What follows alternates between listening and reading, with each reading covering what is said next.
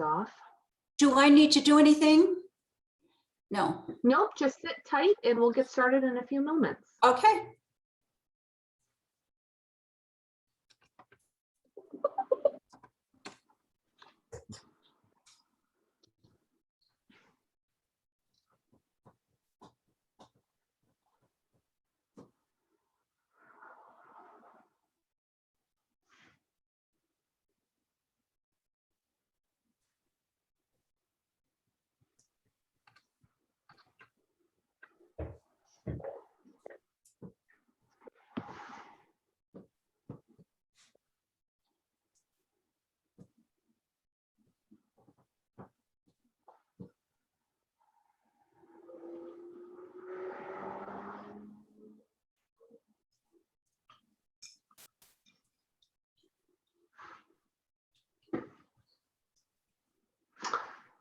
We are going to get started in just a few minutes. Everybody sit tight and we'll get started soon.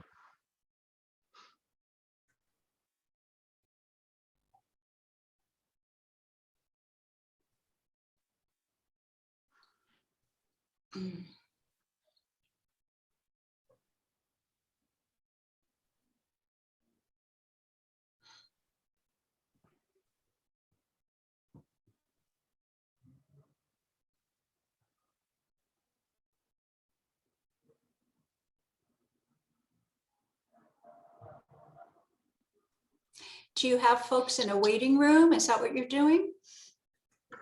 Yes.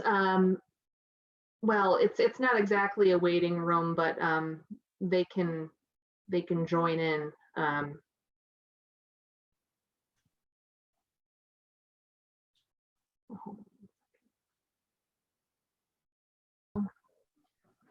Okay. All right. Welcome, everybody. Thank you for attending our National Prevention Week Spotlight on Resiliency. My name is Carolyn Wilson, and I am the Coalition Coordinator for Groton Alliance for Substance Abuse Prevention.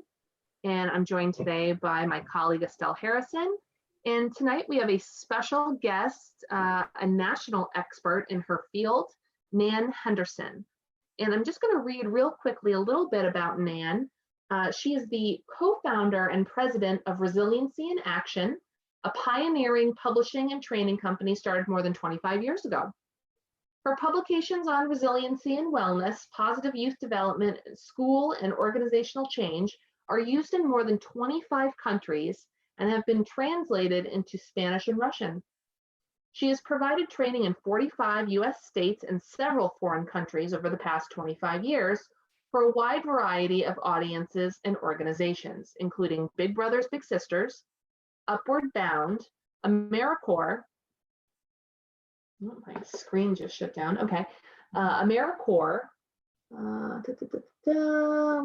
state departments of education in California, Vermont, Colorado, Texas, New Hampshire, Pennsylvania, and the US military, as well as national conferences in New Zealand and Australia. She has served on the faculty of 5 colleges and universities, worked as a clinical therapist with youth, adults, and families, and directed citywide and statewide programs. She is the author of 5 books on resiliency, numerous articles, an online newsletter distributed worldwide. Her most recent book, the Resiliency Workbook, Bounce Back Stronger, Smarter, and with Real Self-Esteem, was the #1 best-selling resiliency book on Amazon.com for several years. She was also featured as a resiliency expert on National Public Radio. And you can learn more about Nan and everything she does at resiliency.com. So Nan, I just want to say thank you so much for joining us. Before we got started, we had a chance to talk a little bit about some of your travels, as I just outlined. You're familiar with Mystic, Connecticut, which is in Groton, so we're super excited to have you. As you know, when we talked about planning this event, this is Prevention Week, and GASP celebrates Prevention Week every year, and we often invite all sorts of speakers. This week we've had a couple of speakers zero in on some substance use related issues, but we also like to talk about the softer side of prevention, which are those protective factors. Mhm. So I'm very excited to have you here today. Thank you. Great. Well, I'll say good evening for where you are. Good afternoon still for where I am, further west. And I'm really happy to be here tonight. After 25 years of studying and researching and writing about resiliency, I still feel like it is not understood well enough, that its importance is not highlighted enough. And I feel like anytime we're talking about prevention, intervention, treatment, it's just crucial that we also talk about resiliency, because the concept of resiliency comes from decades of social science research. It's not just somebody's bright idea. It's research from psychology, psychiatry, sociology. It's actually been going on for 50 years. And the reason it's so important is that all of our work is about how we help people that are struggling with substance abuse, struggling with school failures, struggling with other risk behaviors. How do we help them overcome? And that's what the resiliency research shows us, how to overcome.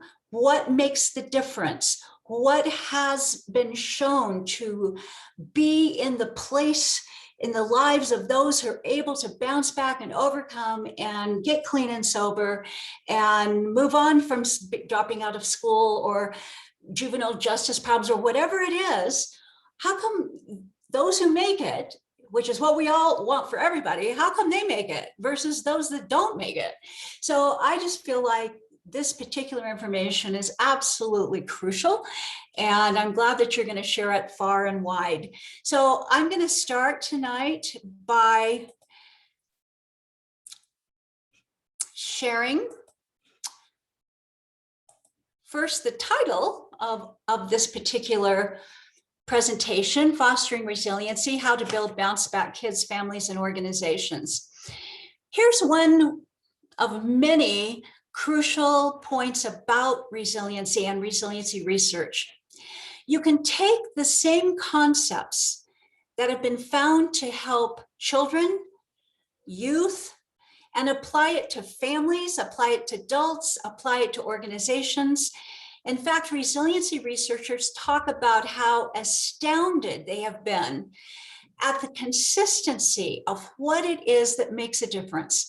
So if you're working with children, if you're working with adolescents, if you're working with families, if you want to create a more resiliency building organization, the concepts that I'm going to be sharing this evening are applicable across the board. Why is my model so useful? This model has been used far and wide across this country and in other countries. And what I have done is I have looked at the decades of resiliency research, and I've synthesized it into core concepts that can be used every day in almost every situation to help those that we want to help bounce back from whatever it is they need to bounce back from. So looking at our agenda for this evening, let me just pull that up here. Oops. Here's what we're going to be covering.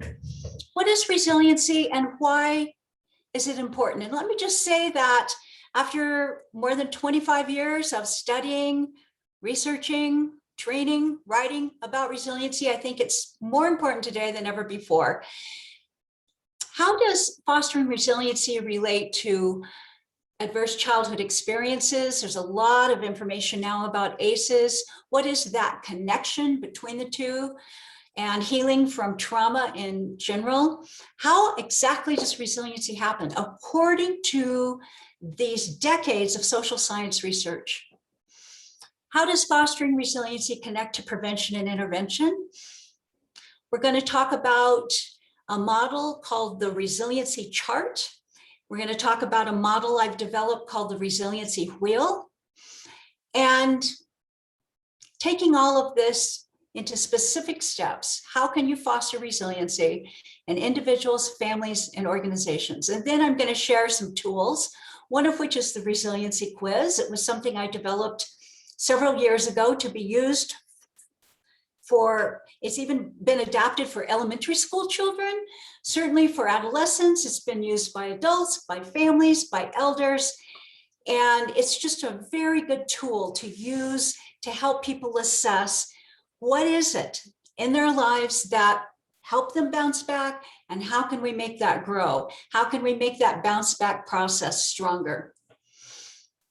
So let's start then with a definition of resiliency. Believe it or not, when I first found resiliency in about 1990, nobody was using the word. It's hard to believe now. There's resiliency everything. There's resiliency, there's resilient clothes, and there was a rocket called the Resilient, and I think there's a car called Resilient, and it's really proliferated. But in 1990, I was hired by Albuquerque Public Schools to go into the latest research literature to find what was bubbling up, what was the newest, what was the best in helping children and youth who faced a lot of adversity succeed despite the stress, despite the risk, as we called it in those days, despite the adversity. And I came across the concept of resiliency. It was just bubbling out of the academic research. Until that time, we had focused so intensely on risk. And now we talk a lot about ACEs. It's very similar. And there was just such a focus is all I can think of, on what was wrong, on looking for everything that was wrong. And nobody was really talking about this overcoming process. But some pioneering academic researchers were. The most famous ones really came from the fields of psychology and psychiatry. And I found the term resilient and resiliency, and it was just a huge aha moment for me. At the time, I was a clinical social worker. I had worked with at-risk youth for years. I had this nagging intuition, something was wrong with the risk picture, but I didn't know what it was. And when I found resiliency, it was just a huge aha for me. This is it. We focused so much on what was wrong, and here's all this research on how to focus and how to grow and how to build what was right in ways that help people overcome the risk, overcome the adversity. So I started then in Albuquerque in 1990 with a big project that had been funded there by the US Department of Education. And I worked with 47 schools. And that was the foundation of my first book, which was called Resiliency in Schools. And along the way, I developed this synthesis of definition, of the ways in which we can look at overcoming. And now more than ever, it's really important that we start with a definition, because it's used, the word's used all the time. But when I'm talking about resiliency, when academic researchers are talking about resiliency, they're talking about the capacity to spring back, rebound, successfully adapt in the face of adversity, and then develop either social, academic, or work competence despite exposure to severe stress. So again, that's a bit of an academic definition, but it's very, very accurate. If we're talking about our kids, we want them to be academically successful. If we're talking about folks not in school, we want them to have success at work. And we want everybody to develop social competence so that they can successfully navigate in this very, very difficult world. So I added along the way the very last phrase here, which is, or simply the stress of today's world. What occurred to me about 10 years in is that the very factors that the research has shown foster resiliency, foster healthy human development. Everybody needs these things. So I really emphasize this because for people that are working in schools or social service agencies or wherever they might be working to help people to succeed, the same factors are resiliency building, but they also promote healthy human development. And I'll emphasize this as we go through the presentation.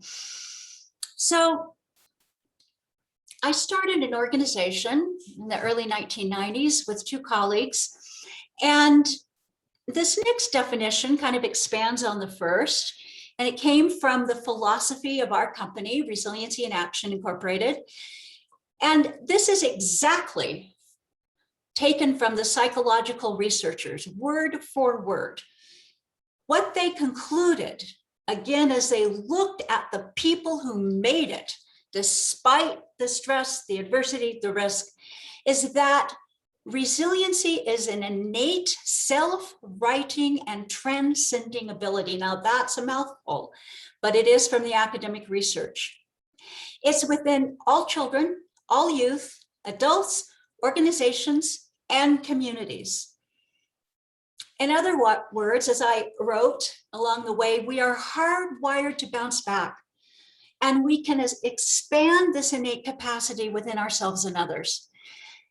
I feel this is so important now, especially coming out of this awful time during the pandemic, because it's so easy to focus on everything we've lost, and particularly what our kids lost, and they lost a lot, and I'm not denying that.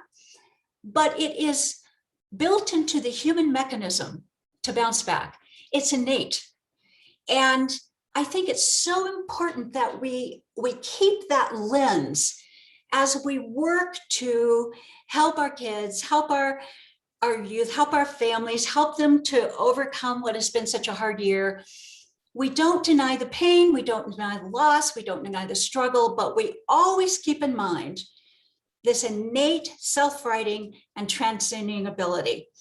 So people want to know at this point, always, okay, how does it happen? How does it happen? And how can I, as any kind of helping professional, educator, clergy, parent, how can I do this for the kids that I care about, or for my own family, or for my own organization? So the short answer to how resiliency happens is the term protective factors. This term is more understood than it was in the early 90s, but it's still not widely enough understood, in my opinion. If I could wave a magic wand and change one thing in our culture right now, I think, particularly in our field, I would further integrate and emphasize the term protective factors, because again, reading in all the national media, reading in the journals, it's again all about everything that's been lost, the damage that's been done, how terrible it is. And yet there's no discussion that I find, certainly in the national conversation, about protective factors. And what protective factors do is they mitigate, they buffer against all that stress, all that adversity. And so I've taken this discussion of protective factors from a real pioneer in this field, Dr. Richard Jesser, a psychologist at the University of Colorado, years ago pioneered this research. And I've taken this definition from him because I think it's so well done. Dr. Jesser studied adolescents, but the same concept applies to children or adults. So what he wrote is many adolescents who seem to be at high risk. So we still know what high risk means. They have lots of adverse childhood experiences. They have lots of stress, lots of adversity. They have poverty. They have addiction in their family. They may be homeless. They have struggles in school, on and on and on. So Dr. Jesser said many of the kids who have that, nevertheless, don't succumb to risk behavior or get less involved in their peers or seem to abandon it more rapidly than others do. So I know the focus of your week is prevention. And to me, nothing is more important than a discussion of protective factors when we're talking about prevention. Because what Dr. Jesser and those that have followed him have concluded is that, yes, we have children, youth, adults that have so much adversity in their lives, but a whole bunch of them don't go down. they don't start using, or if they start using, they abandon it more quickly than others do.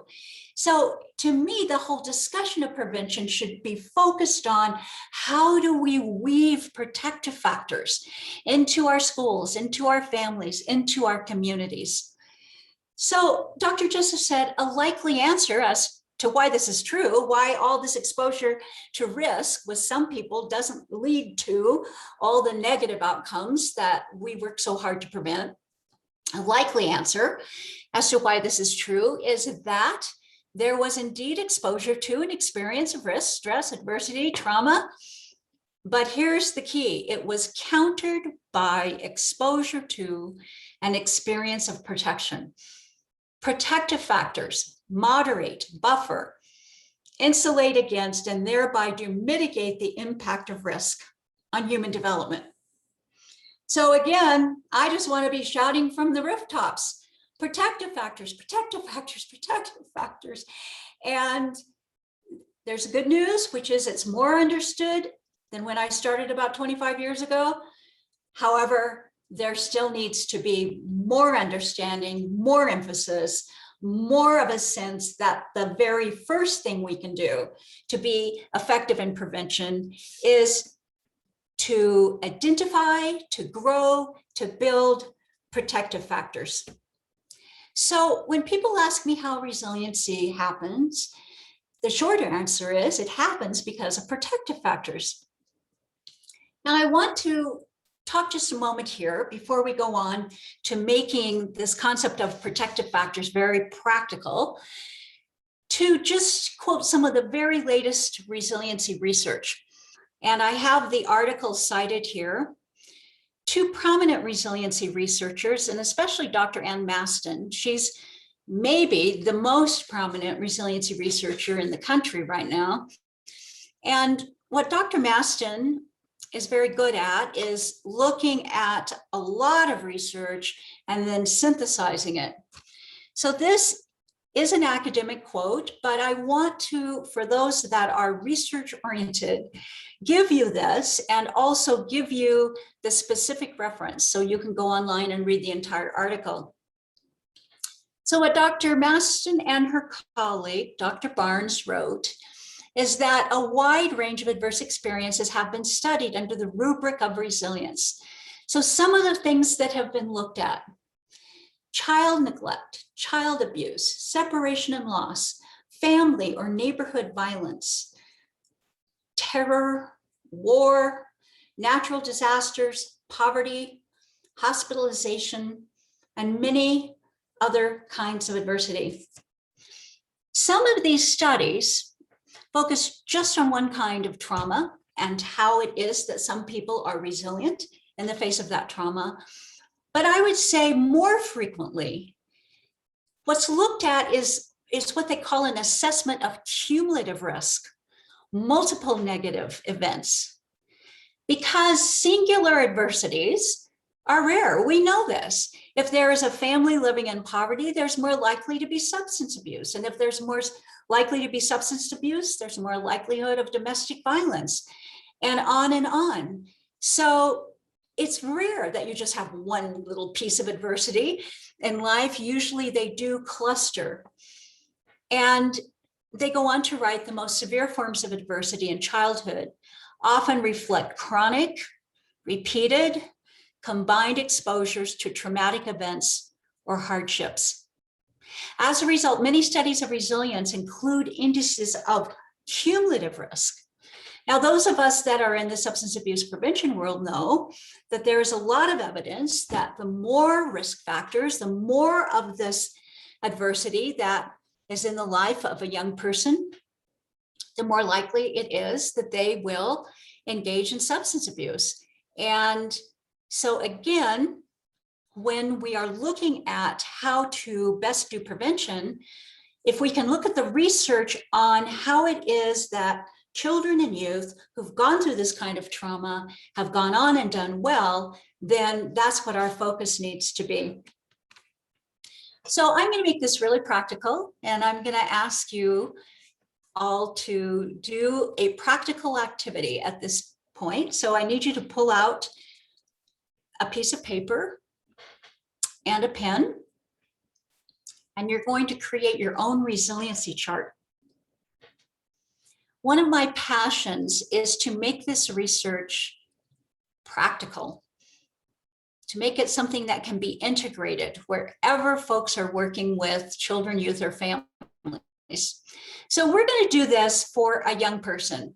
You could also do the same thing for a family, and I've just done a series of trainings for an organization in upstate New York that wanted to apply this to their organizations because they wanted to build more resiliency building organizations. So again, the same kind of process in each of those different arenas. For tonight, though, I'd like for you to think of someone between the ages of 5 and 30 that as you sit here this evening, you're concerned. And when I say concerned, you don't necessarily see a resilient outcome at this moment. They're struggling. They're not doing well. So hypothetically, we could talk about a 6th grader named Sam, whose parents are divorcing, whose father is an alcoholic, whose mother is a victim of domestic violence. Maybe the pandemic hit them really hard. Maybe they've struggled even to stay in their home. So what I want you to do with whoever you think of, somebody that you know, and again, it could be professionally, but it can also be personally. I want you to write their name at the top of the chart where that blank is. And on the left-hand side of the page, I want you to list the top 3 or 4 reasons that you are concerned about this young person at this very moment in time. So think in 2 ways. Think what's going on within that person. What it might be behaviors, it might be attitudes, it might be lack of trust or low self-esteem or rage or whatever it might be. So think of what's inside that causes you to be concerned, and then think environmentally. So what's in that environment that is adversity, that is producing trauma, that is producing stress? Now, the challenge is I want you to limit your list to 4. And the reason I say this is a challenge is that when I first got my MSW many years ago, my first job was as an assessment counselor at a youth serving organization, basically an intake worker. New graduates often get that role. And I was taught to look for every single possible thing that could be wrong. I mean, to the infinite details. So forget 4 items. I would do 4 + 4 pages. To be honest with you, what my mindset was is the more things that I could find wrong, the better social worker I was. And of course, that was before any exposure to the resiliency model, which really challenges that mindset, by the way. So we're not ignoring these problems, just prioritize them. Prioritize them to the top 3 or 4. So with my hypothetical young man, Sam, we might put acting out behavior as something inside him, anger, acting out behavior. We might put low self-esteem. We might put in the environment dad's alcoholism. We might put domestic violence. Maybe those would be the top 4. So I want you to think of your top 4 for this person that you're concerned with.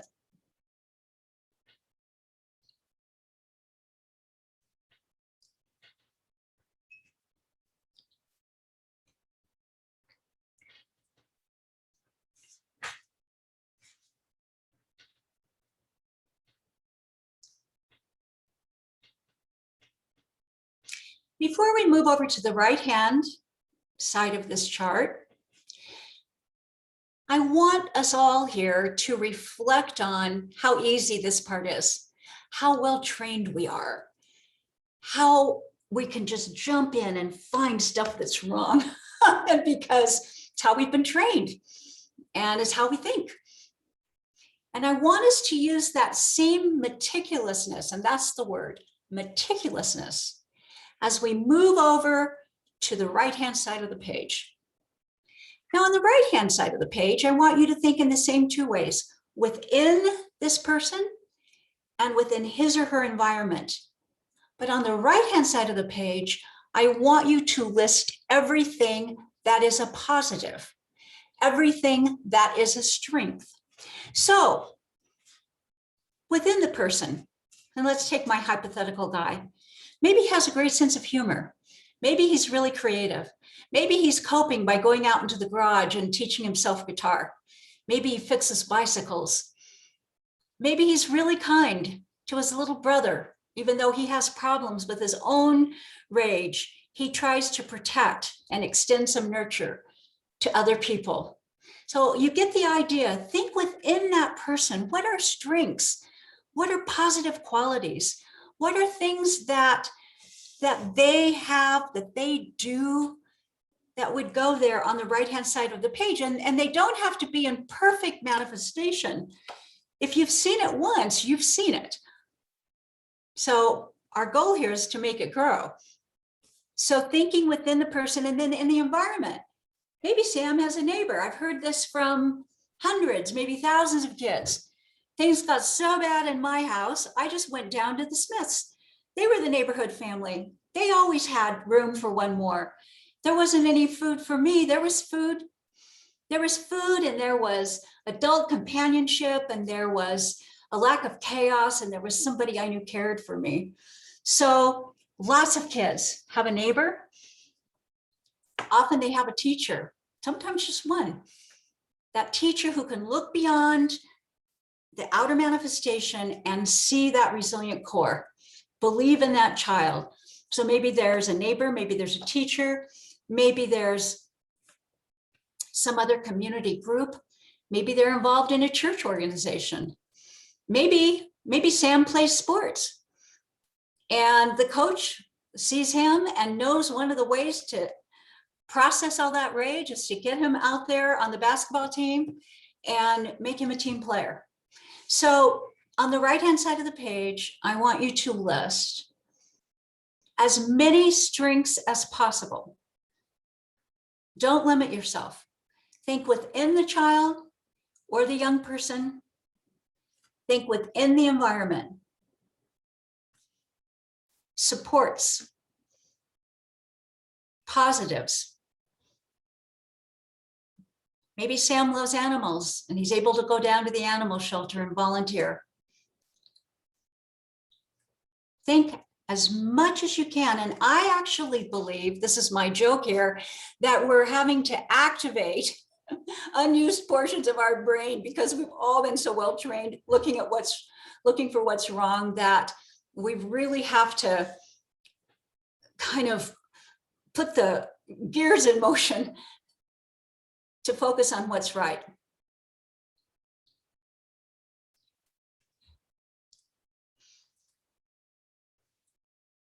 Now, to spark perhaps one or two additional things on the right-hand side of the page, I'd like for you to ask this question about the person that you're diagramming. Certainly we want this person to do better. Obviously, they have struggles and issues. But the question to ask, according to the research, how is it this person is doing as well as they're doing? Let's say they're getting to school 3 out of 5 days. And I've had a big argument with principals about this more than once. So let's say they get to school 3 out of 5 days. So what can we assume from that? First of all, there's a lot of problems if they're only getting to school 3 out of 5 days. And certainly school problems might be over on the left-hand side of the page. But let's look a little deeper. They're getting to school 3 out of 5 days. There's a lot of problems, but they're getting there 3 out of 5 days. They haven't just given up. How is it they're doing that? How is it they're doing as well as they're doing? I believe that should be the first prevention question. How is it they're doing as well as they're doing? Because whatever it is within them, within their lives, we need to know about that. We need to make it grow.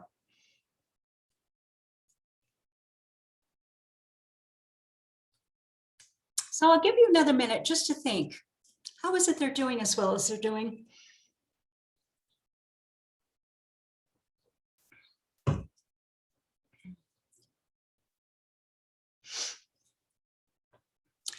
When people bounce back, when they have a resilient outcome, it's because what's on the right-hand side of the page, whatever you've written here, grows. It grows in power. It grows in influence. So think of your own lives. Think about something you overcame that was really hard. Maybe you left an abusive relationship. Maybe you stopped smoking. Maybe you lost 10 pounds. I used to say 20 pounds, but the older I get, I realize that just 10 pounds is even hard. The point I'm making is, even with our own lives, in order for us to overcome, something in us grew. It could be something within ourselves, it could be something in the environment, but something grew. And it was a process over time. And that's why it's so important that we very meticulously diagram the strengths, the positives, the forces within and without that allow that person to do as well as they're doing. Because whatever that is, we have to see it and we have to make it grow. So sometimes, as was the case actually with a friend of mine who really was doing family foster care for her niece, which was the daughter of her alcoholic brother.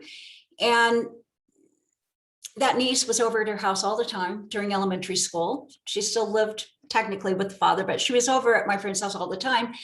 And the school picked up on it. And the principal called her and said, I can tell you're a really important person in Sharon's life, the way she talks about you. Can you come to the school and volunteer? Can you come and lead her reading group? How can we make you feel more welcome here so you can have an even greater role in her life?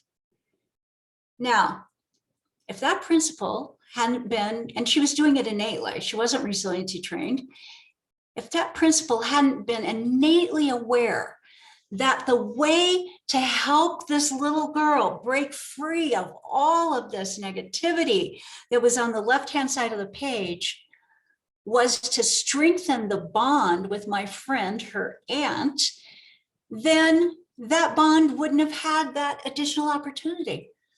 But that principal was aware. And so she was, as many people have told me over the years, she was actually doing this. She was doing this, even though she hadn't had the formal training, because it works. And in this case, the resiliency research often has just validated what people have been doing for years. So let me insert at this point something that people might be experiencing as I go through this presentation. And I would see this often when I did in-person training. What folks would say to me is, oh my gosh, I've been doing that. Well, I didn't call it resiliency. I called it this, this, and this, or I've been implementing a whole program that does this. One of the things that this resiliency approach does is that it validates a lot of what people are already doing right, as well as giving some additional strategies. So here's how we're going to use that resiliency chart. If you look at your next handout or the next screen, you'll see a list that I've called personal resiliency builders. These are individual protective factors that facilitate resiliency. These are qualities within people. And let me just say, the research has started with looking at children and youth, and then it's just proliferated into looking at every possible population. These are qualities that researchers have identified help people that have a lot of ACEs, that have a lot of stress, that have a lot of trauma, that come from alcoholic families or abuse or poverty or whatever it is, help them bounce back, help them do well. And I call them individual protective factors. So we've talked about the power of protective factors, and protective factors really come in two varieties. These internal qualities that are pulling people from the negative. And then there are environmental qualities. And what we want to do is we want to strengthen both. So the first thing we have to do in strengthening the individual protective factors is to identify them. Now you notice that I have the word menu here. Nobody has all of these. All of us have some of them. So let's say before the pandemic, you were the driver of a group of your 5 people, yourself and 4 other colleagues across town to an afternoon training. And let's say that you got lost and you were running late. Now, at that moment, you're going to draw upon your individual resiliency builders. We all do this all the time. We do it every day. We lose the car keys. We don't set the alarm. I've lost today. I've lost my little ATM debit card. I mean, all these little adversities, they come at us, everybody. We're always drawing upon this stuff. So different people draw upon different protective factors, and it just depends kind of on their personality and their makeup and maybe how they've been raised. So if I was driving a group of people across town and I was lost, the first thing I would do would be to use, let's see, my inner direction. I would say, okay, guys, hang on. I'm going to pull over. I'm going to pull out my cell phone. I'm going to put this address in the GPS again, and I'm going to see, what's wrong. Why are we lost? Somebody else who's very social might say, okay, we're pulling this van over and we're going to huddle up here and you guys are going to help. We're going to figure out, based again on these relationships, we're going to figure out where I went wrong, what turn did I not take, and we're going to get us there on time. And my joke about this particular story is those people who are very faith-oriented might just start praying. And I actually have been known to do all of these, but this is just a fun little example, but I'm telling you, our kids are doing this all the time, every single day, and nobody notices. You know what people notice? They notice when they've done something wrong. They notice when they were late. They notice, it reminds me of a young person in Albuquerque. And I often talk to kids after my trainings, and he was so resilient, and his teacher just missed it. So this was a young man who was living with his single mom and her boyfriend, who was beating up the mom and beating up the young man. So again, using his inner direction, his independence, he said, I need to graduate from high school. He was like 16 or so. I'm going to get in my car. I'm going to live in my car. I know a quiet place up on the mesa outside the city, and I'm going to keep going to school. And that's what he did. And yet when he came into first period, not always late, but sometimes late, I mean, let's face it, he's living in his car. He's having to navigate. Where am I going to use the bathroom? Where am I going to shower? What am I going to eat? That teacher just bammed on him about being late. And when this young man was telling me this story, there were tears in his eyes, because in his mind, and in my mind too, he was amazing. He used his perceptiveness, he used his inner direction, he used his independence, and he got the heck out of there. He found a place where he was safe. He did all he could to keep going to school. And yet the only thing that that first period teacher saw was that he was late. That's why we have to look further. That's why we have to ask the questions. How is it this person is doing as well as they're doing? So part of what I emphasize in my resiliency training is developing the eyes to see. Resiliency is everywhere. The kids that we think are in the worst shape are using resiliency all the time. They're using these skills. And yet, nobody sees them. And if you don't see it, and it goes back to my very first slide, unlocking the power of resiliency, if you don't see it, you won't unlock it, because we can't access the power of something that we don't recognize and that we don't see.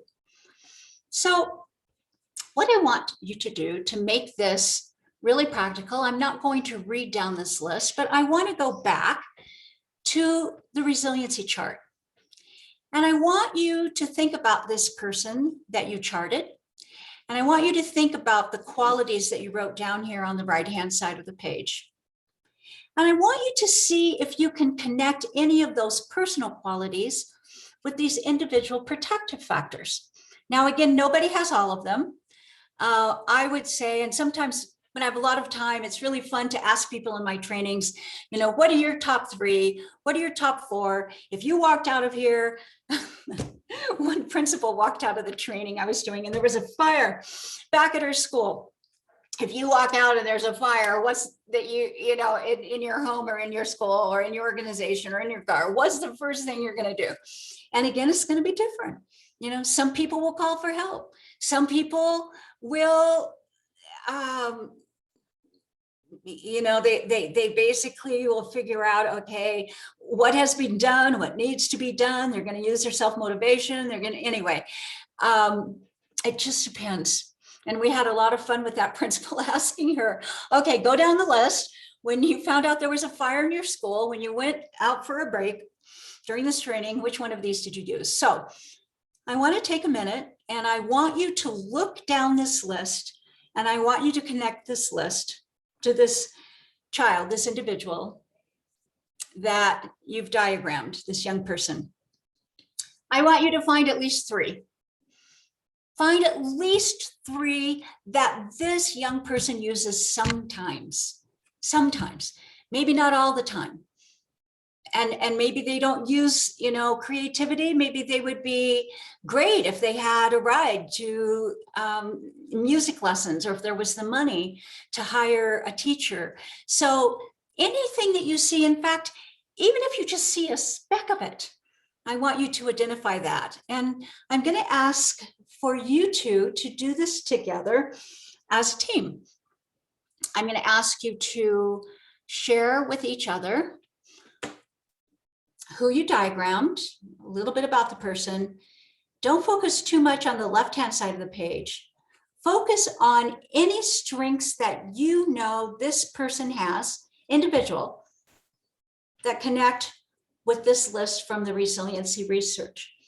Now, there may be more strengths. This is not an exhaustive list, but I emphasize this because it's research-based.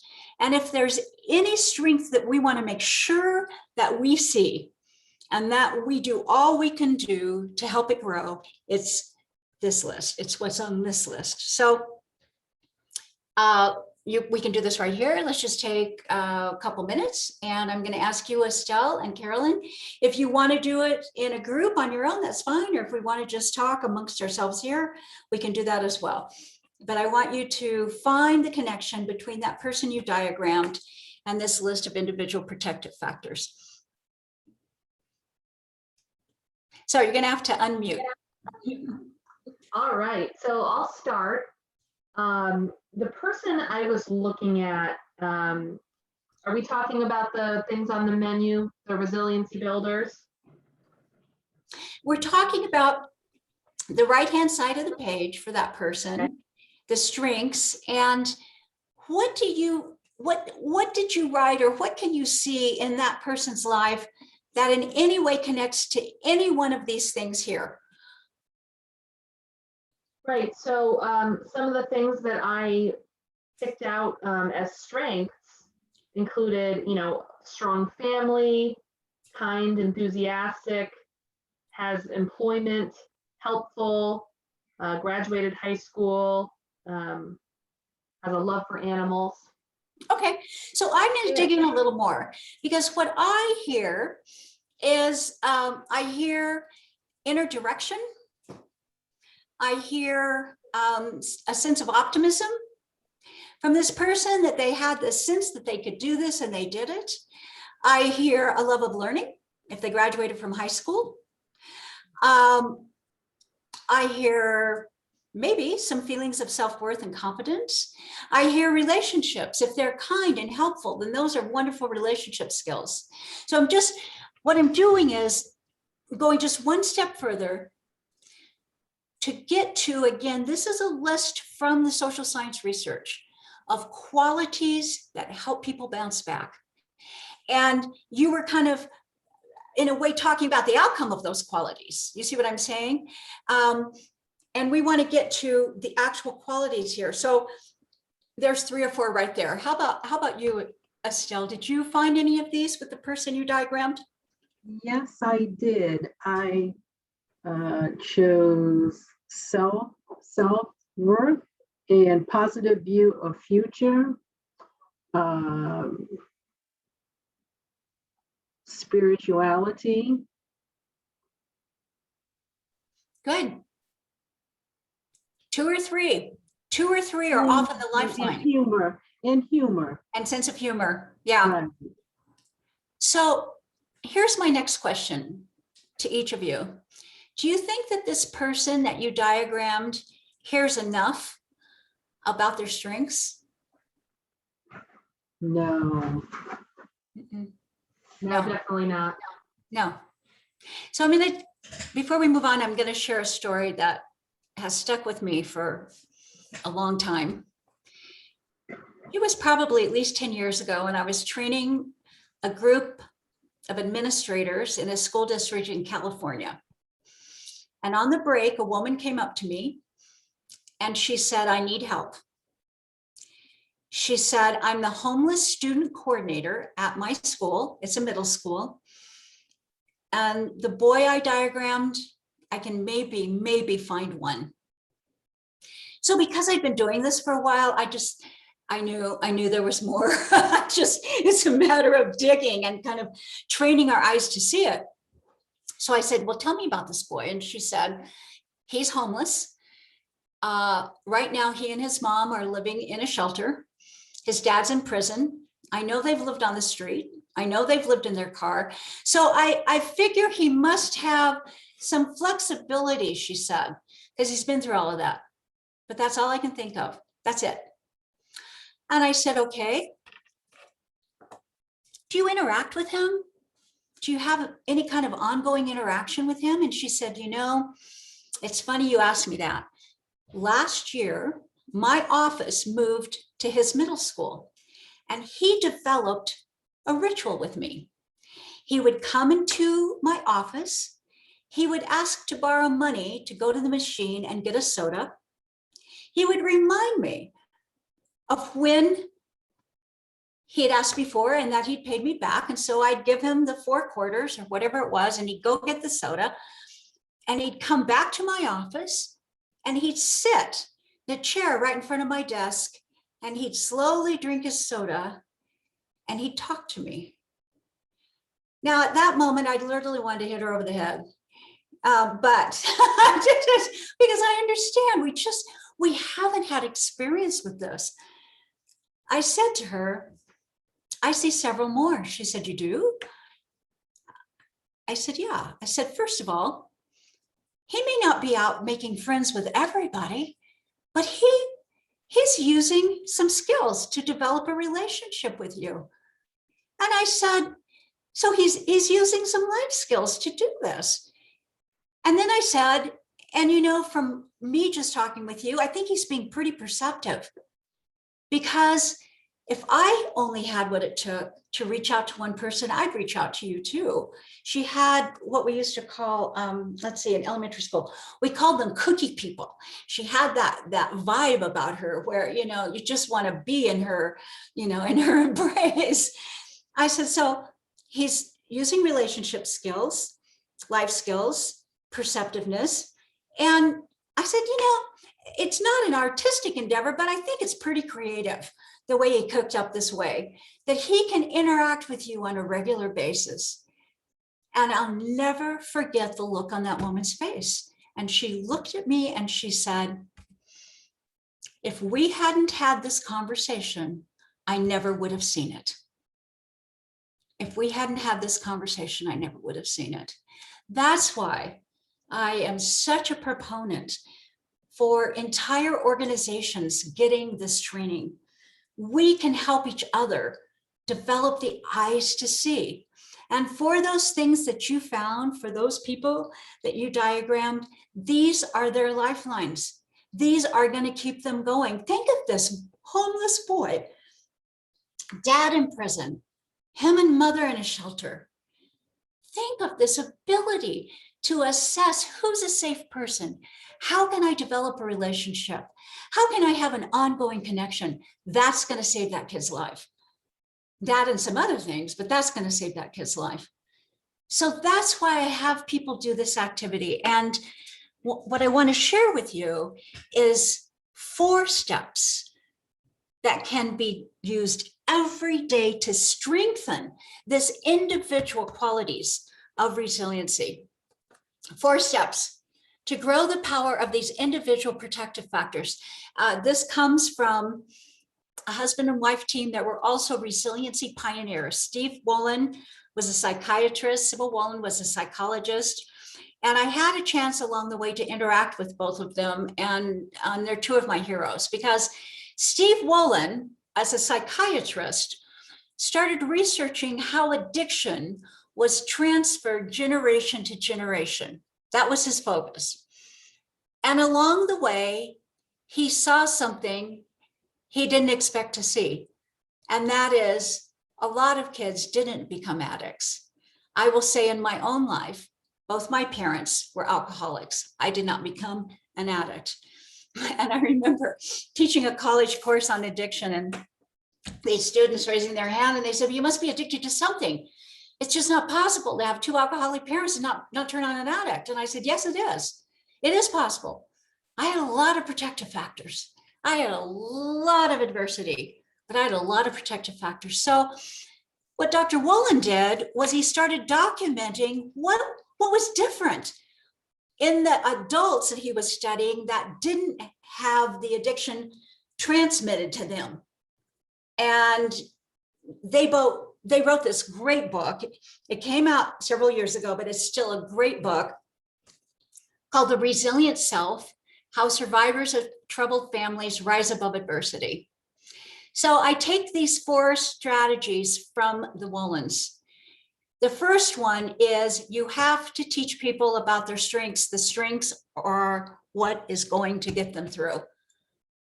That's growing the power of resiliency. And you need to name the strengths in real world language. So for an adult, you can use words like, wow, that's really perceptive of you. Or I really appreciate your inner direction and your independence. For kids, you've got to translate a little bit. You say things like, you're really a smart little girl to see that. Not all little girls see what you just saw in that situation. You have a special way, special eyes to see things like that. You use those special eyes, you listen to them, you listen to what those eyes are telling you. So you translate the language. So a 5-year-old, you might have to talk about it that way. Adolescents and adults, you can talk about it in other ways. You name the strengths specifically, and I'll just add here, and if you can say it at the time you see it, that's the most powerful, because when people have been programmed about what's wrong with them, and all of us have, our first response when somebody tells us that we have something right about us is to go, no, you don't really know me. Oh yeah, I know you. I just saw you develop a relationship with a wonderful woman in this school, and you did it. through a creative little game you worked out with her where you would borrow money for a soda and go in and talk to her. I saw it. I see it. Yeah, that's a strength. That perceptiveness, that ability to reach out, that ability to form a connection with a safe person, that's a strength. And when you can tie it to something real world, something specific, then somebody, they can't deny it. You know, it's there. You see it. They see it. What the Wollens talk about in their work is becoming an alternate believing mirror. An alternate believing mirror. And what they mean by that is, what Dr. Wollen found is that as he studied these adults that had this awful family addiction and all the stress and adversity that goes along with that, they also had the ones that didn't become addicted, believing mirrors, sometimes just one in their lives that would say, I see your strengths. I don't care that your dad's in jail. I don't care that your brother's an alcoholic. I see you. I see what's right.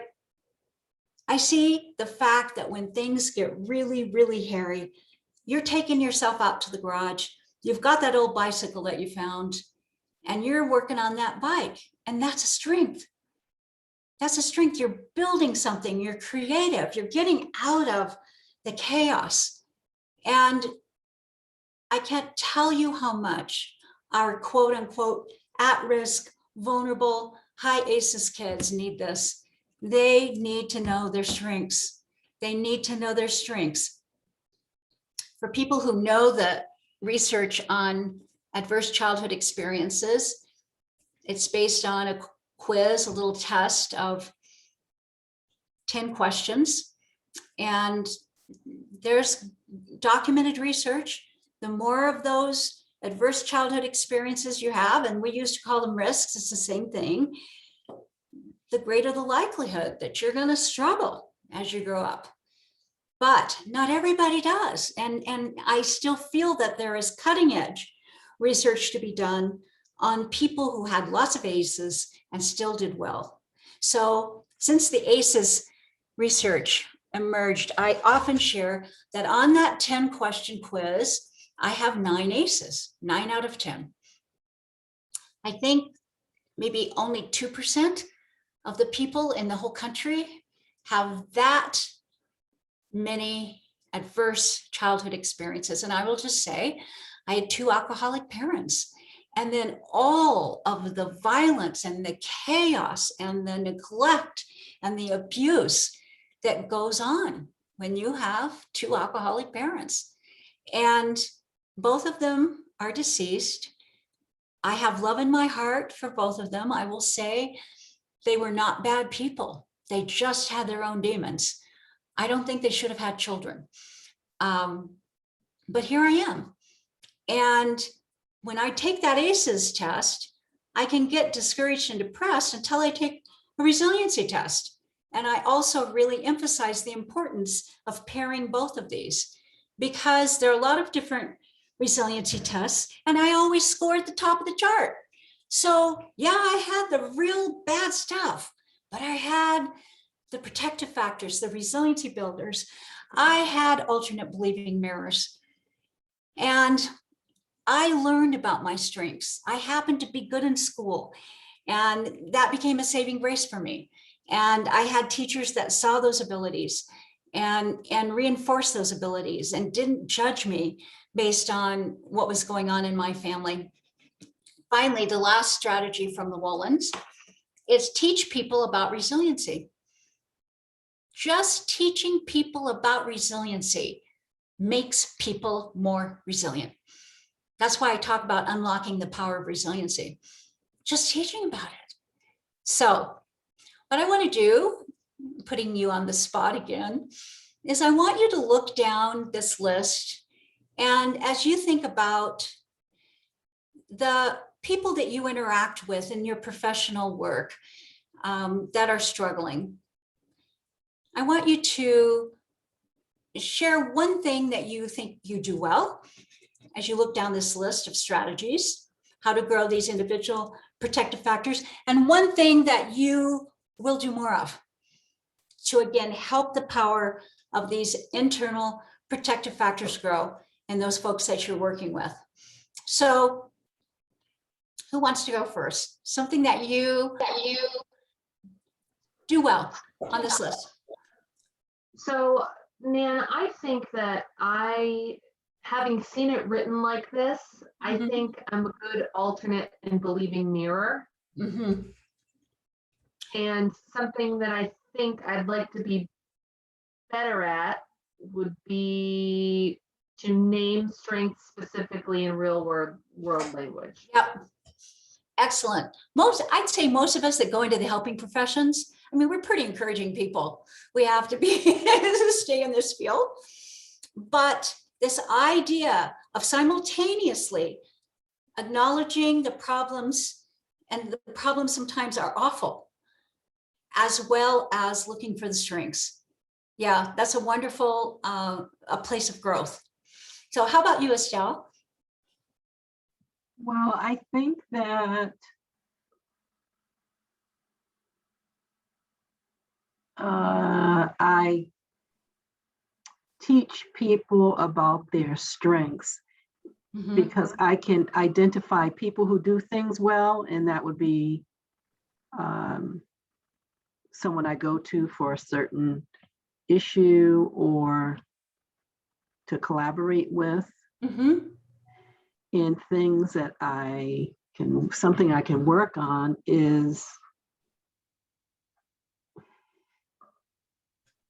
being an alternate believing mirror. In the resiliency research, the researchers have used terminology about people who are able to look past the outer problems, the ragtag appearance, the family dysfunction, and still see beyond all of that to gifts and strengths and positives in that child. Extremely powerful. So I want to again share a piece from recent resiliency research. It's academic, but I think it's really important, and I've already mentioned it. Protective factors are promotive factors. Anything that we do to grow protective factors, and we've just looked at individual protective factors, we're going to look at environmental in just a moment. Anything that we do to grow protective factors, we're actually promoting healthy human development. And it's a pretty recent realization from resiliency researchers. And it comes from the same folks that I quoted earlier from the same article. And basically what they're saying is that initially, resilience researchers looked at protective factors as something different. These are the things that mitigate risk. These help people bounce back. But what they found is that some of the most widely studied factors basically are protective factors, but they also promote healthy human development. Better outcomes at any level of risk, no risk, little risk, medium risk, high risk, the same factors. I love this about resiliency research, because you don't have to have a special program for the kids that are doing really, really poorly versus, setting up your group, your organization, your classroom differently for the kids that are doing well. I mean, if you can build in this idea of building on strengths, of focusing on those individual gifts, and then building the environmental protective factors, which we're going to look at in just a moment, if you can build that in, you're helping everybody. And these two researchers said the consistency of findings that emerged from this often messy literature suggests that the impact of both promotive/protective factors, sometimes you'll see it written that way now, protective/promotive factors, promotive/protective factors, that the impact is robust, widespread, and it helps at so many levels. So again, this is just more good news, more motivation from some of the most recent resiliency research. So now we're going to look at environmental protective factors. And again, our goal is to make these grow if they're in place. And if they're not in place, let's get them in place. With the individual protective factors, the most important thing we can do is see them, reinforce them, help what's already there. Let's help that grow. And then maybe add one. Again, nobody has that whole list. Everybody has a few that they use in adversity. But when it comes to environmental protective factors, we want all of this. We want as much as possible. We want it in our families. We want it in our schools. We want it in our communities. We want it in organizations. We want it in peer groups. We want it in classrooms. You go down this, use it as a checklist, and put as much of this in place as possible. Again, when you're doing this, you're helping every possible risk condition, every possible at-risk behavior, self-destructive behavior, and you're helping promote healthy human development for all kids, for all families, for everybody in the organization. So I won't name every single one, but I want to give a little more detail on some of them. We know that the most powerful environmental protective factors are relationships, close bonds. I can't believe how consistent this is. This is not just for kids growing up in at-risk, traumatizing environments. Now, when we've looked at soldiers returning from war, people fighting cancer, people that are victims of natural disasters. I mean, resiliency has proliferated since I found it. And what we find over and over and over again is positive bonds, positive connections, the most powerful environmental protective factor. Anything you can do to strengthen relationships, to strengthen bonds. Now, some of these are fairly self-explanatory. Let's go down to the fourth one. I've worked with hundreds and hundreds of organizations, and often this is the area that they assess they need to work on. Boundaries. Boundaries. I mean, it's different if you're talking about a boundary, setting a boundary for a child, or families setting boundaries about what is or isn't okay, or organizations setting boundaries. It's different, but the concept is the same, and the concept can be challenging. I have a funny little story here, though, about the power of boundaries. I was asked to speak, again, this was another California school district, and this was a group of parents, and I think there were 13 different ethnicities or nationalities in this group of parents one night. And I was really trying to translate this resiliency information across every culture, and it is translatable across cultures. I've learned that from those who have looked across culture. And I got to this boundaries question. And the thing is, these parents came with their 8th grade children. And I knew the parents would hear it from the kids better than from me. So I said to this group of kids, I said, who wants to tell your parents why boundaries are important? And this young man, I'll never forget, he raised his hand and he said, I will. He said, here's why. He said, so we start pushing and we push and we push.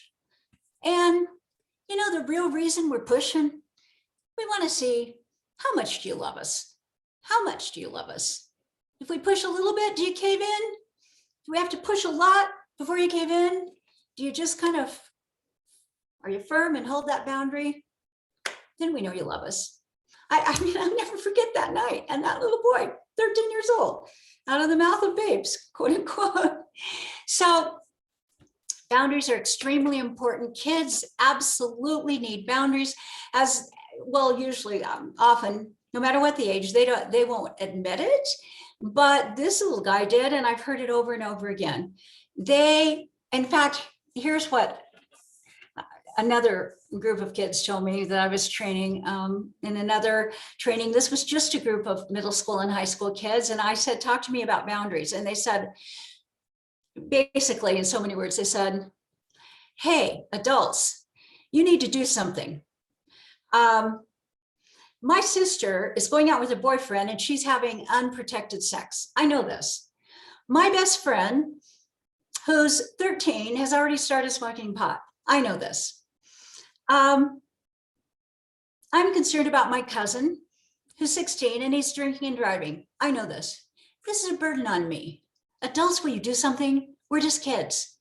Do something, because we worry. In fact, I think there's not a kid alive that doesn't carry that worry around. And yet there's a cultural norm. We don't narc, talk about this. And yet they are burdened by this stuff they want the adults to do something about. So a couple of perspectives right from the kids I've trained about the importance of boundaries. And then of course we know in the workplace, you need to know what's your job, what's somebody else's job. I can't tell you the number of organizations I've been involved with where it wasn't clear who did what, and then something happened. Well, didn't you do this? No, you were supposed to do this. And anyway, boundaries, we all really, really need boundaries. And the thing about boundaries is, even though we may resist them, they also help us to feel safe and secure. And so it's an interesting thing, because people resist them on the one hand, and on the other hand, they need them very, very much. So boundaries. Okay, I've talked about supportive relationships. As this is really interesting. This is particularly true for children and youth. If you have a young person who's struggling, and you can put that child in a role where they are helpful to others, it's extremely resiliency building. So I'm going to give you another example of this. This was at a conference in Michigan. It was a conference of foster parents, and I was going down this list, and this man raised his hand and he said, my wife and I have it as our lifelong calling to foster adolescent boys. Sometimes we have 11, up to 11. So I mean, right there, he had my enormous respect. And he said, a few years ago, we discovered magic. And I said, by all means, tell us. He said, I'm a Vietnam era vet, and I used to go to the vet center, and I would volunteer to help the vets who didn't come out as well as I did. And I had this bright idea. These boys that are living with me are coming to the vet center, and they're going to help the vets. And this dad said, there was some fussing, and it was non-negotiable. We set a time, you live in this house, you go to the vet center, you volunteer to help the vets. Now you get to choose what you do. I mean, some of the boys read to the vets, some of them did their lawn work, some of them went grocery shopping. So they got to choose, but they all had to help the vets. And this foster dad said it was the most transformative thing he had ever seen. Now think about kids in foster care. Think about the mirroring they've gotten in their life. There's no place for you. You're not wanted here. And then they go to the vet center, and here they are helping these vets. And these vets are effusive with their gratitude, with their alternate mirroring, with their appreciation and their downright love for these boys. And it was transformative, because a lot of the kids that struggle are kids that have always been put in the problem box. And all of a sudden, these boys were solutions. And it's very, very powerful. So I emphasize this because anything you can do, no matter, I mean, maybe you can facilitate a young person going to the animal shelter. Maybe they're not good with other kids or other people, but they love animals, whatever you can do. So they're in an act of service, required helpfulness. It can completely transform their self-image and really transform how they interact with life. Okay, going down this list, obviously basic needs are important. Let's go to high expectations for success. It's really important that people feel like you believe in them. So the message needs to be, okay, you're getting a D in algebra. We're going to bring it up to a B. And I know you can do it. And we're going to take it step by step, and we're going to figure out how you can do it. Now, here's another strategy. This is like using what's on the right-hand side of the chart to intervene with what's on the left-hand side of the chart. So I had a middle school counselor tell me this story. So he was working with a young man who was struggling in math, and he saw this kid on the basketball court, and this kid was amazing. And he was tenacious, and he was persevering, and he like collaborated with his teammates. And I mean, he got it done on the basketball court. So this smart counselor used that resiliency chart and said, look here, Thomas, I see your teamwork. I see your perseverance. I see your ability to figure stuff out that's really hard. And the fact that you keep on going and you basically reach out and get the help you need. We're going to use these things. And this is what we're going to use. You already have them. I see them on the court. We're going to use them. And this is going to get your math grade up. So that's another way to use that resiliency chart. Use what's on the right-hand side of the page to intervene with what's on the left-hand side. Okay. So goal setting, pro-social development of values and life skills. Again, anything. I'm a big believer in character education. I'm a big believer in service learning. I think both of these really facilitate resiliency according to what I've seen in the research, as well as providing leadership, decision-making, other opportunities for meaningful participation. This hooks back up to required helpfulness. But and to my story of the foster dad and his foster boys, anything you can do so that people can participate in meaningful ways. Very, very powerful. And then similar, connected. Appreciating, developing, offering opportunity to share the unique talents or gifts of an individual. So I know another school counselor, a friend of mine, and there was a very bright girl, a charming girl, and this counselor really, really cared about her. And this girl had a terrible home life, and she wasn't making it to school, and she was only 15. But this girl was the most social, outgoing, friendly person that my friend, the counselor, had ever met in her entire life. So here's what she did with her. She said, Kaylee, I want you to take on a special job. I want you to greet all the new students. You're going to be their special ambassador, and you're going to show them the ropes in this school. Because it's hard the first few days or weeks when kids are new, I need you to be there in the morning to greet them. And I need you to, take them under your wing. And just by doing that, so that counselor saw this strength, saw this sociability, saw this unique talent of this girl to be so friendly, and gave her that opportunity and kept that girl in school. That's what kept that girl in school and got her to her classes, because all of a sudden she's a role model for the new kids in school. Okay, so moving on. I took that list of individual protective factors and I synthesized it into a model called the resiliency wheel. The resiliency wheel has been used far and wide. And what people like about it is that it's a visual, it's a common language. It's a synthesis of environmental protective factors, and you can put it on a wall, you can put it on a program manual, you can use it as you formulate how you're going to build resiliency in your classroom, or in your counseling sessions, or in your family meetings. So here's the resiliency wheel. Again, it's a synthesis of that list that we just looked at. Caring and support is highlighted here because I've already mentioned that is the number one most powerful individual protective factor. So there was another pioneer in not resiliency research, but resiliency dissemination. And she was my mentor. She's retired now. Her name is Bonnie Bernard. That woman read more resiliency research than anybody alive, I swear. She said she couldn't decide between being a social worker and a librarian. So she combined the two. And I said to her, Bonnie, if you could do one thing in schools to increase the resiliency building capacity, what would it be? And she didn't miss a beat.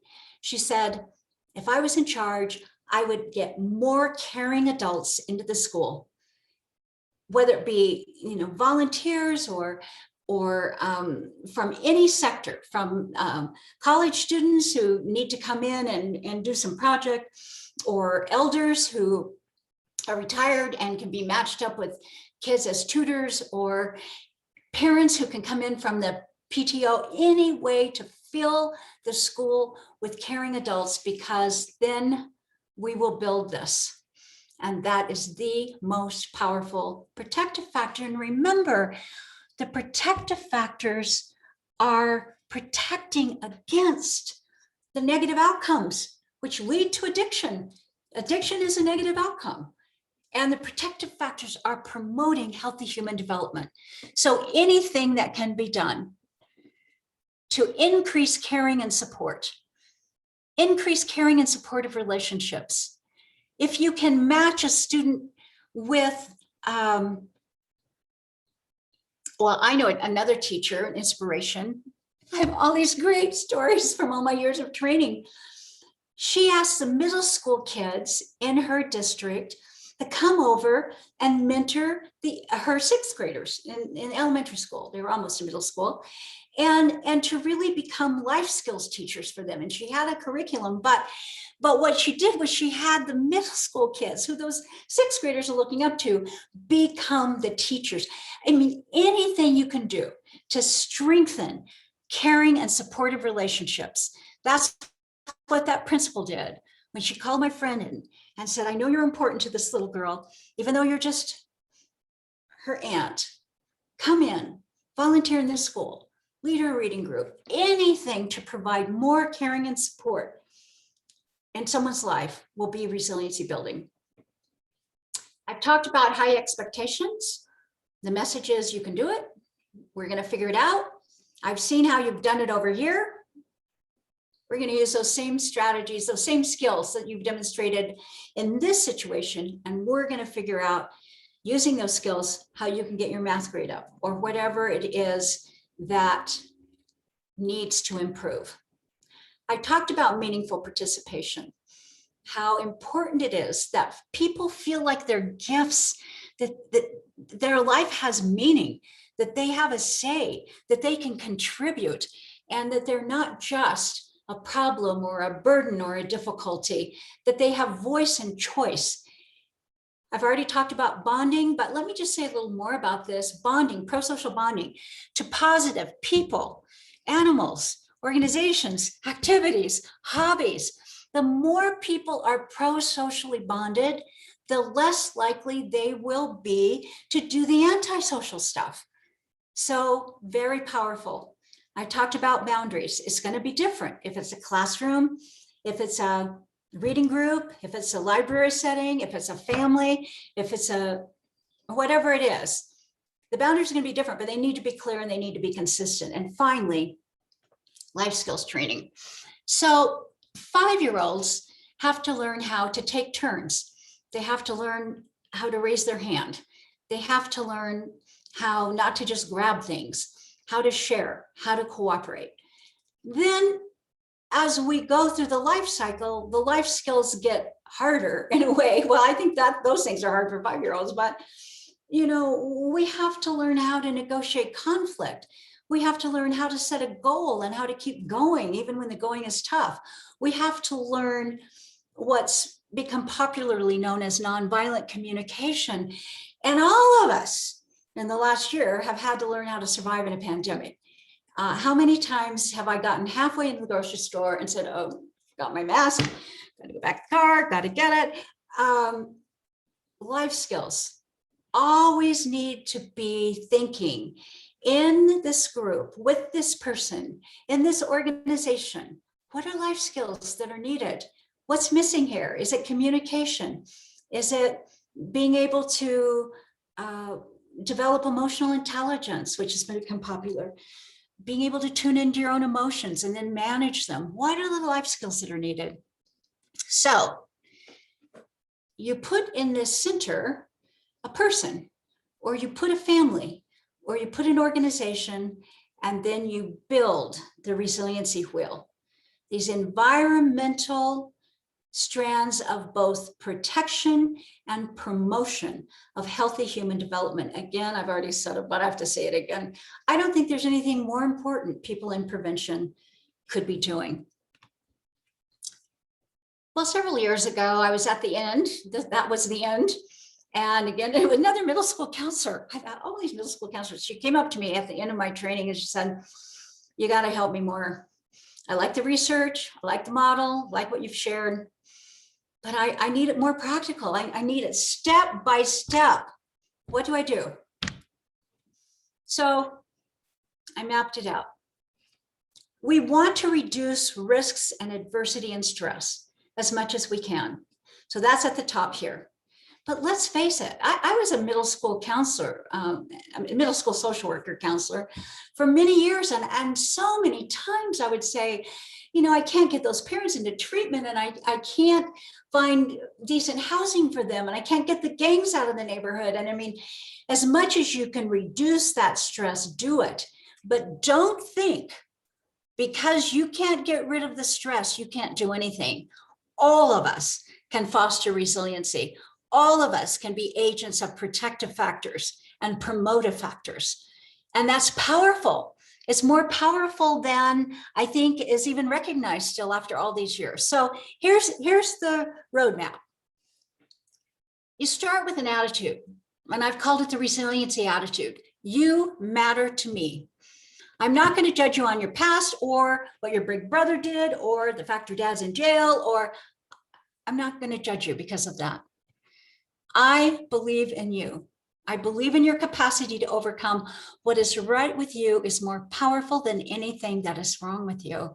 And the way we do that is we keep demonstrating that person has strengths as many times as they say, no, I don't, no, I don't.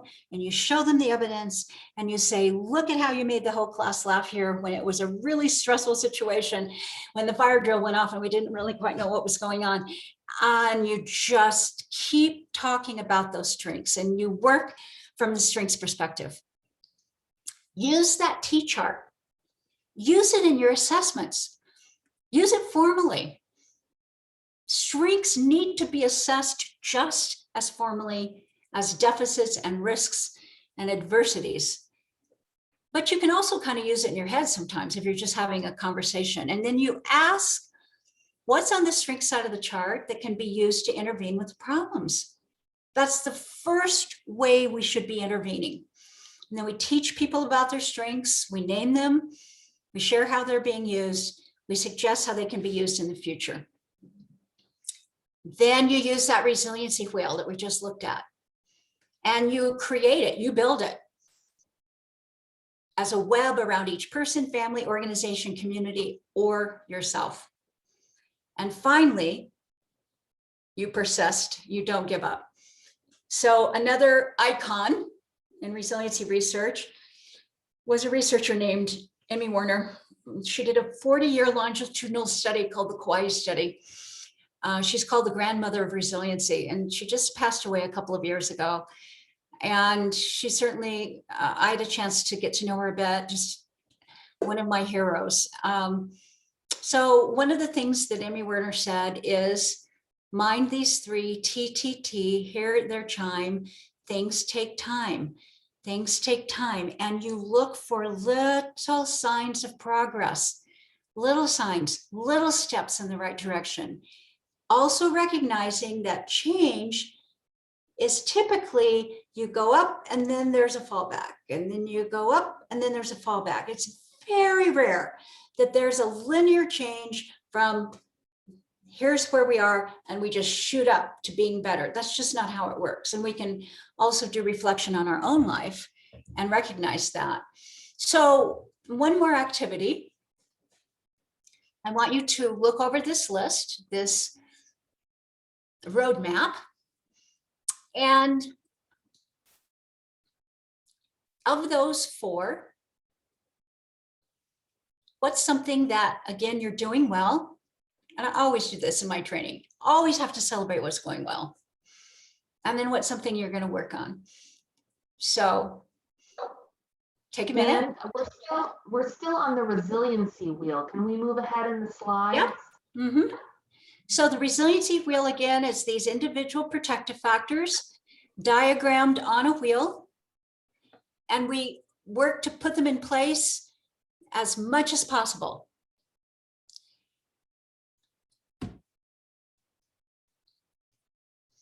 So let me get my handout here. I have it printed out so I can go over it.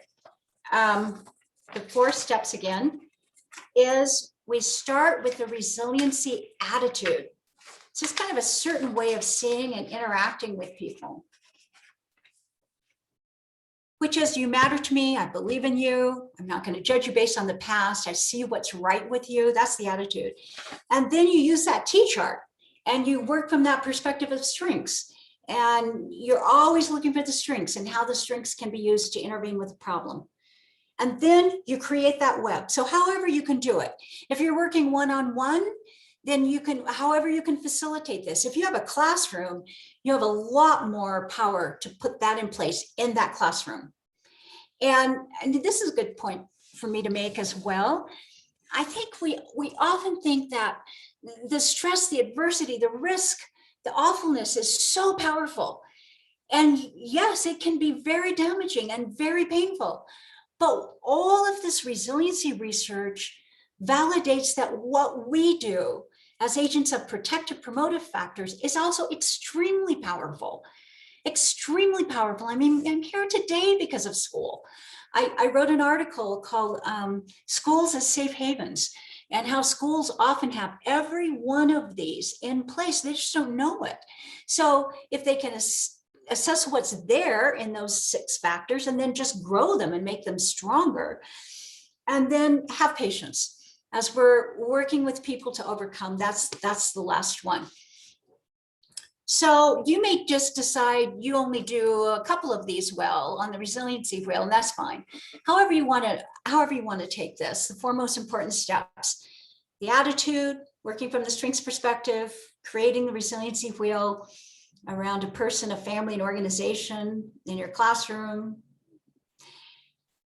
or having that patience that the research says we need. What would you say you do well in all of that?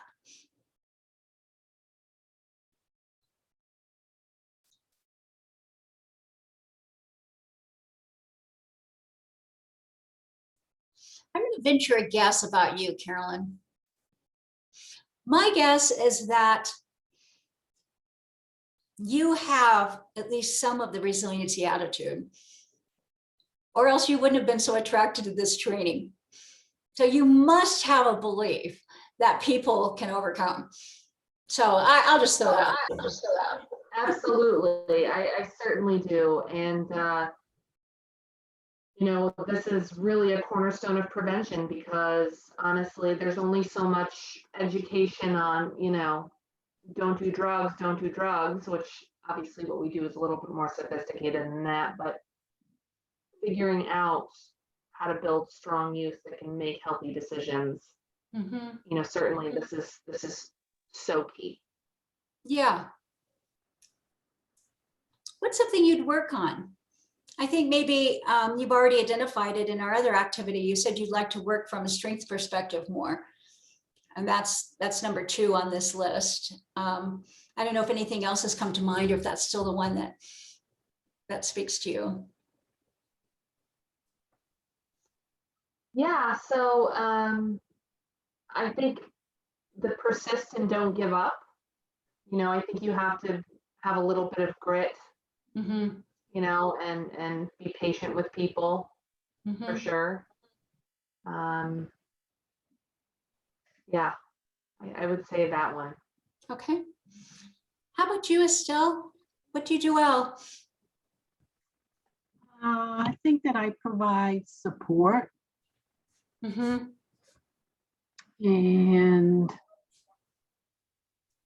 What I need to work on.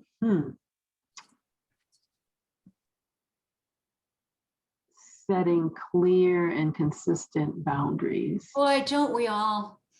Again, in the helping professions, sometimes we just go, oh my God, I need to do this for myself.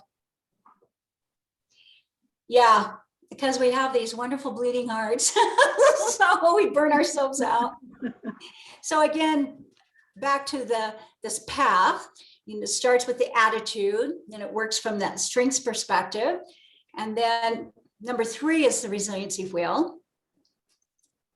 And then the last one is take time, persist. So I'm just going to call your attention, because of our time, to some additional tools that I included. There's a wonderful initiative by the Gallup organization, and it's been going on for a few decades now. And I had no idea until I discovered it a while ago.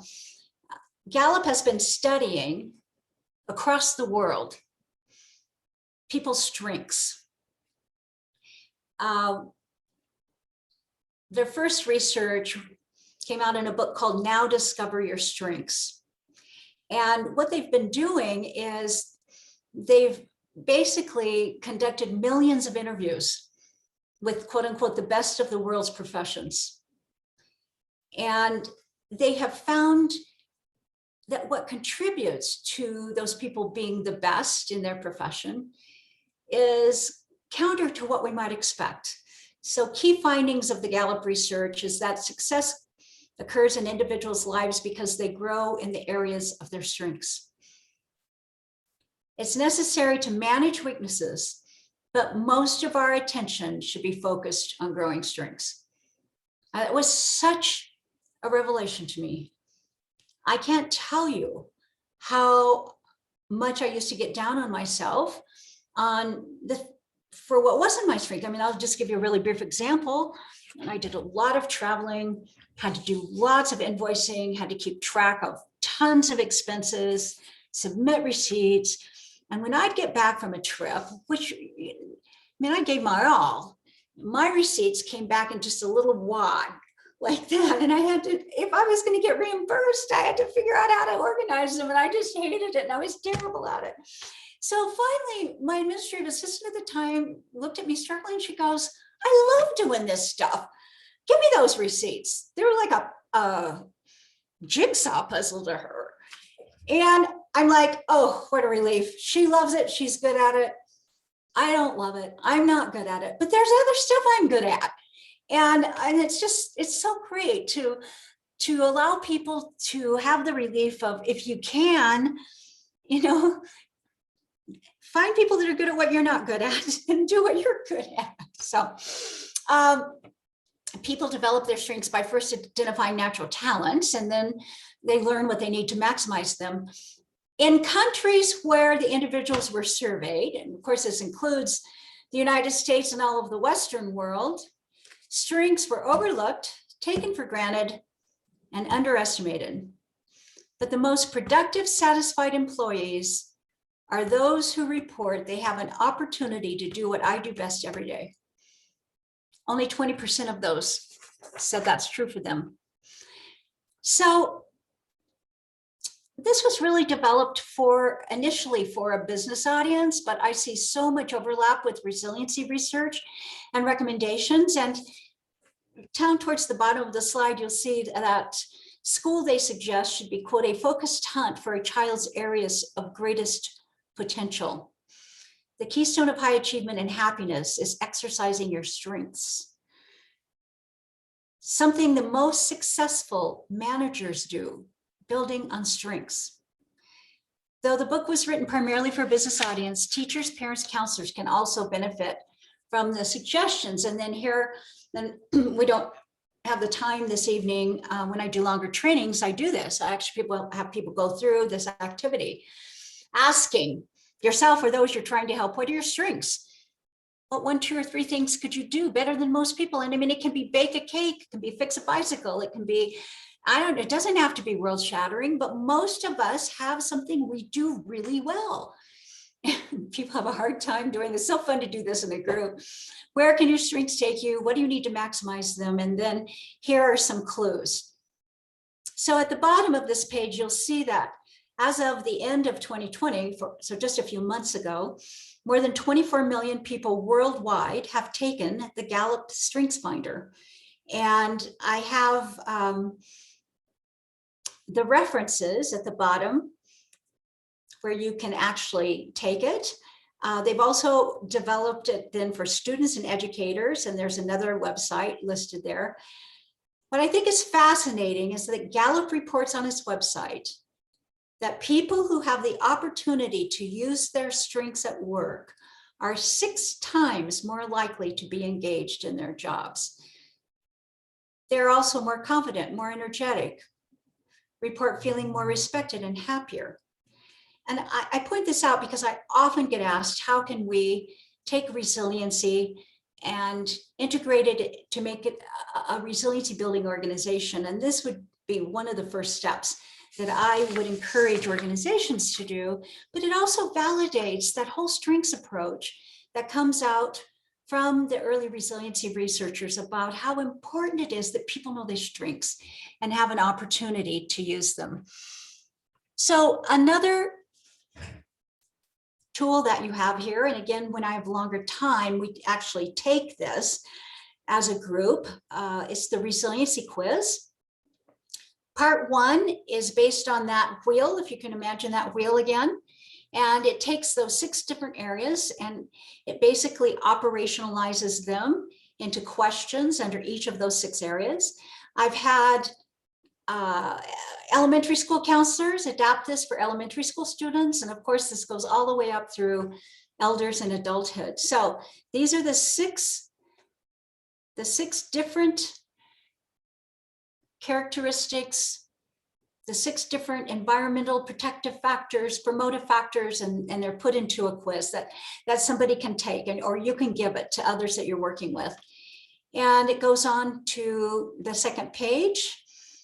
And then before moving to part 2, circle 1 or 2 of the 18 items that we just looked at that you're going to work to strengthen. What are they? How are you going to strengthen them? And then part 2 is that list of personal resiliency builders we looked at. And basically what the quiz asks people to do is to put a check mark or a plus, some kind of mark by the top 3 or 4 that you use most often. And this is really fun to do with a group of any age. It's just really fun for people to do this and share it and share how they use these resiliency builders. And then they can put a check mark by 1 or 2 that they think they could work on. And then we have a discussion about, how could you work on these things? And it gets to, again, building both types of protective factors, the environmental and then those internal ones through the quiz. And then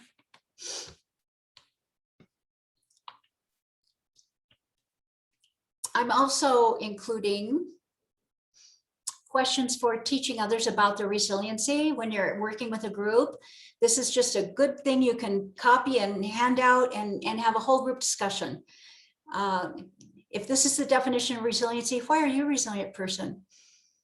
What have you faced?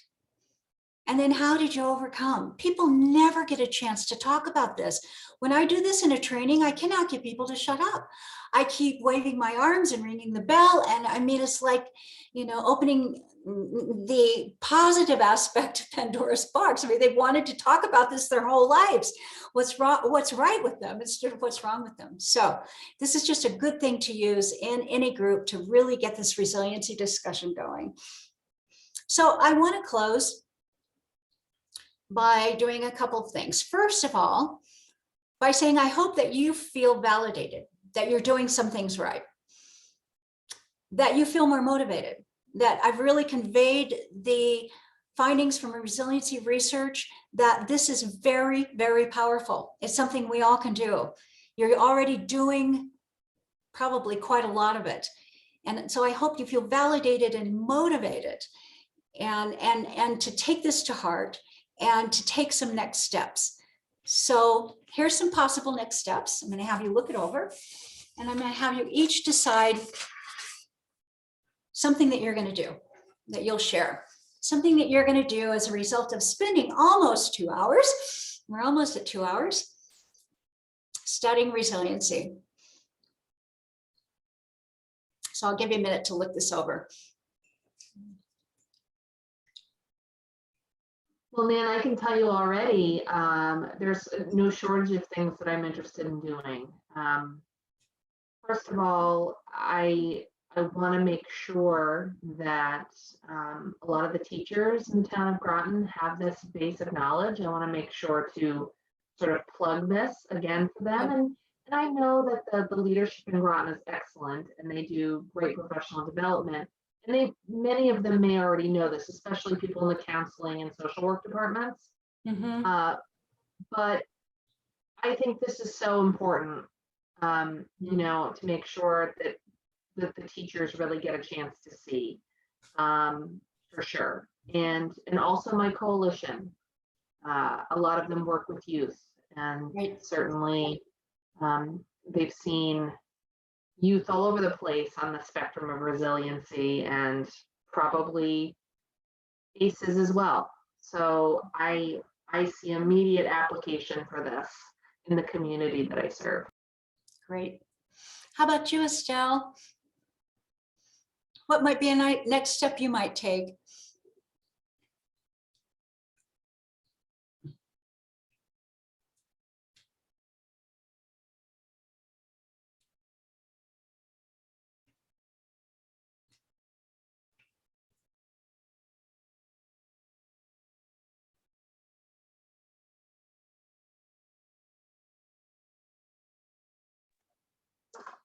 I really like the strengths challenge. It's focusing on people's strengths and finding opportunities. That's what's interesting to me. I mean, you can just do this on your own. Nobody even has to know you're doing it. This is just your own project because you know, I've just gotten this information on how powerful it can be. Well, I'll end with a little bit of mention of my book, The Resiliency Workbook. Have either of you had this book or seen this book or interacted with this book? It's called The Resiliency Workbook. On the website, and I've explored it that way, but I don't think I've had a paper copy yet. Yeah. On the website, there are some articles that are free. This book is not there in its entirety. And here's one last thing I want to share that was a surprise to me. Over all the organizations I've trained with, lots of schools, I've heard many, many times people say something to the effect of, we got together with a group of people that wanted to study this. We didn't make anybody study it. We just got together, we picked a resiliency book. Lots of times it was this or my book, Resiliency in Schools, but it could be another one. And we just got together and met over a period of weeks and talked about it. And this is the absolute truth. I've heard this over and over again. People have said to me, it was like magic. It was like something just kind of permeated the school. Even though not everybody was involved, it was just the people who wanted it. We really started feeling a difference. We really felt a shift just by a group of us studying together. So that's my last pitch, because I know lots of folks are going to hear this recording. Doesn't have to be my books, but to unlock the power of resiliency, we have to focus on it. We need to keep the discussion going. We need to keep it in our consciousness. And so I hope people will initiate ongoing study and discussions about this concept, because it is so critically important. And as I said at the beginning, now more than ever. So thank you so much for your rapt attention. I've loved being here this evening, and I wish you the best in all your resiliency building endeavors. Nan, thank you so much for your time and energy and your expertise. This has been remarkably helpful, and I don't know if you saw me throughout the presentation nodding my head, and Estelle as well. You know, these are key concepts to the work that we do in prevention, and I'm excited to start applying it and get some resources to the people who work with the youth And I just can't say thank you enough, and Great. for sharing your time with us, and happy Prevention Week. All right, thank you so much. Okay, good. All right, I'm going to stop our recording now. Okay.